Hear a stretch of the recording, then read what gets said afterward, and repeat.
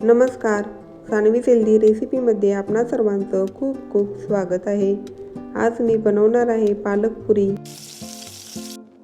आपण नेहमी पालकची भाजी किंवा गरगटा बनवतो, परंतु लहान मुलं सहसा खायला मागत नाहीत। जर तुम्ही पालक पुरी बनवली तर मुलं अगदीच आवडीने खातील। मी सांगितलेल्या सर्व ट्रिक्स वापरून तुम्ही जर पुऱ्या बनवल्या तर अजिबात तेलकट होणार नाही, तसेच चवीला देखील खूप छान लागतील। पालक पुरी 4 ते 5 दिवस टिकते, त्यामुळे तुम्ही दूरच्या प्रवासाला जाणार असाल तर ही एक उत्तम रेसिपी आहे। चला तर पालक पुरी बनवायला सुरुवात करूया। सुरुवातीला पालक ब्लांच करून घ्यायचा आहे। त्यासाठी कढईमध्ये मी 1 ग्लास पाणी उकळत ठेवलेलं आहे। पाणी उकळल्यानंतर याच्यामध्ये पालक घालायचा आहे। इथे मी पालकाची एक जुडी स्वच्छ निवडून धुवून घेतलेली आहे। पालक उकळत्या पाण्यात घातल्यानंतर थोडासा 2-3 वेळा हलवून घ्यायचा आहे, म्हणजे मग सगळीकडून व्यवस्थित पालक शिजला जाईल। आणि याला फक्त 2 ते 3 मिनिटच उकळून घ्यायचं आहे, जास्त वेळ उकळायचं नाही। 3 मिनिटातच पालक छान असा शिजलेला आहे। आता हा धाऱ्याने काढून घ्यायचा आहे, म्हणजे मग याच्यातील जास्तीचं पाणी लगेच निघून जाईल।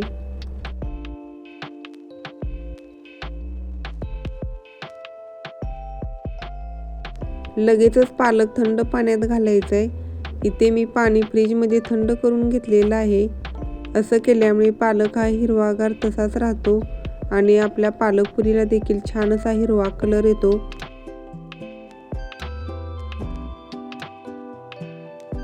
2-3 मिनिटात पालक थंड झालेला आहे। लगेचच झाऱ्यात काढायचं आहे आणि त्याच्यातील थोडंसं पाणी निथळून घ्यायचं आहे।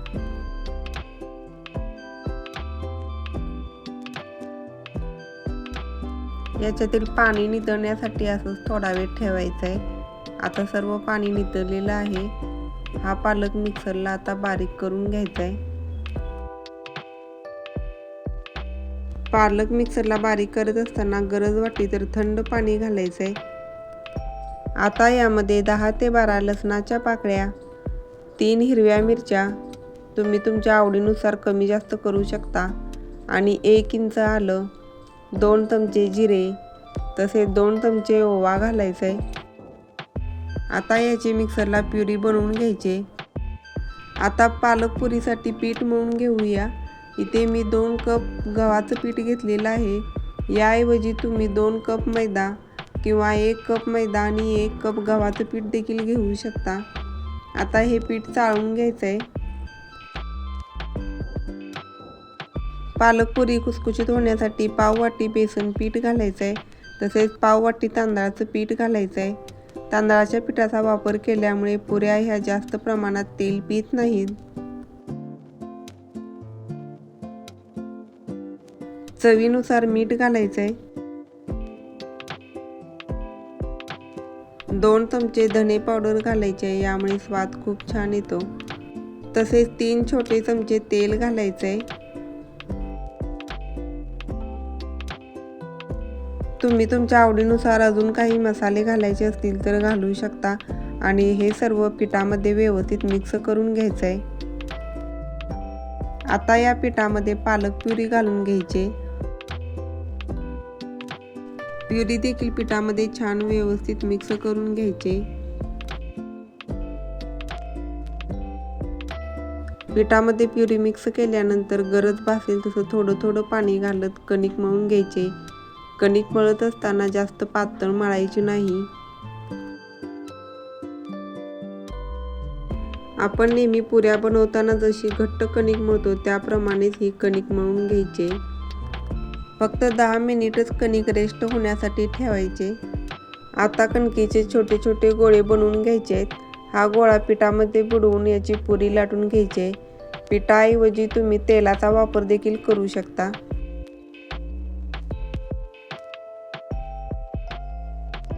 अशा पद्धतीने थोड्या जाडसरच पुऱ्या लाटून घ्यायच्या, जास्त पातळ करायच्या नाहीत।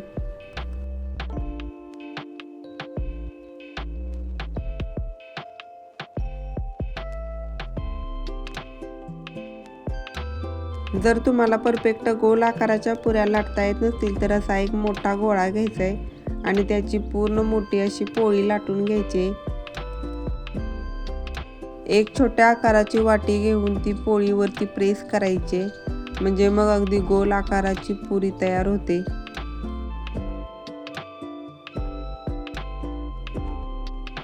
अशा पद्धतीने एका वेळी तुम्ही 3 ते 4 पुऱ्या करू शकता.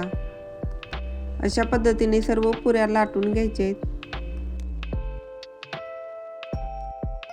आता पुऱ्या तळण्यासाठी गॅसवरती कढईमध्ये तेल ठेवलेलं आहे. तेल व्यवस्थित गरम करून घ्यायचं आहे.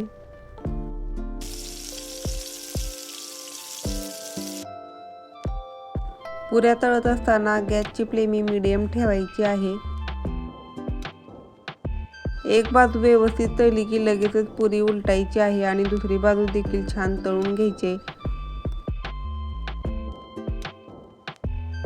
पुरी तळत असताना सारख्या उलटपालट करायच्या नाहीत. एकदा एक बाजू भाजली की नंतर मग दुसरी बाजू भाजायची.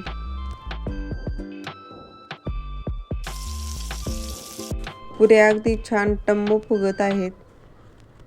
पुरी तळून झाल्यानंतर टिश्यू पेपरवरती काढायची आहे, म्हणजे एक्स्ट्राचं तेल देखील टिश्यू पेपर शोषून घेतो. अशा पद्धतीने सर्व पुऱ्या मी तळून घेतलेल्या आहेत. तुम्ही ते पाहू शकता, अगदी छान अशा टम्म फुगलेल्या आहेत आणि कलर देखील छान हिरवा आलेला आहे. तसेच अजिबात तेलकट देखील झालेल्या नाहीत आणि चवीलाही खूप छान लागतात. याची टेस्ट लहान मुलांना देखील खूप आवडते. तसेच तुम्ही प्रवासाला जाणार असाल तर तुम्ही या पुऱ्या बनवून नेऊ शकता. तुम्हाला रेसिपी आवडली असेल तर लाईक करा, शेअर करा, कमेंट करा आणि चॅनेलला सबस्क्राईब करा. पुन्हा भेटूया अशाच नवनवीन रेसिपीज घेऊन. तोपर्यंत धन्यवाद.